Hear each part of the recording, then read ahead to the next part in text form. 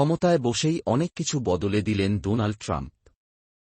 যুক্তরাষ্ট্রের প্রেসিডেন্ট হিসেবে শপথ নিয়েই একের পর এক নির্বাহী আদেশে সই করেছেন ডোনাল্ড ট্রাম্প। পুরনো অনেক আইন বাতিল করেছেন। অনেক কিছুই এখন ওল্ড পাল্ট। তাঁর এসব পদক্ষেপের মধ্য দিয়ে বাইডেন প্রশাসনের ধারা থেকে যুক্তরাষ্ট্রকে সরিয়ে আনার ইঙ্গিত রয়েছে। তাঁর তড়িঘড়ি জারি করা নির্বাহী আদেশের প্রভাব কেবল যুক্তরাষ্ট্রেই নয়, পড়তে পারে বিশ্বজুড়ে। রাজধানী ওয়াশিংটন ডিসির ক্যাপিটল ভবনে গত সোমবার জাঁকজমকপূর্ণ এক অনুষ্ঠানে প্রেসিডেন্ট হিসেবে শপথ নেন ৭-৮ বছর বয়সী ট্রাম্প। এরপর ২ দফায় প্রায় অর্ধশত নির্বাহী আদেশে স্বাক্ষর করেছেন তিনি। প্রথম দফায় রাজধানীর ক্যাপিটল ওয়ান অ্যারেনায় অভিষেক প্যারেডের পরপরই, আর দ্বিতীয় দফায় হোয়াইট হাউসে।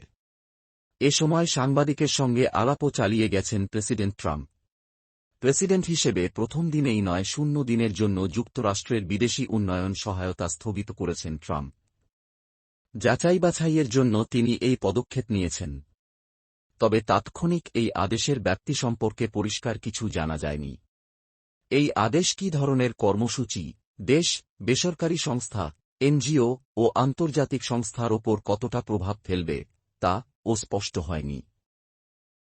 সবাই লাইক এবং সাবস্ক্রাইব করে আমাদের পাশে থাকবেন।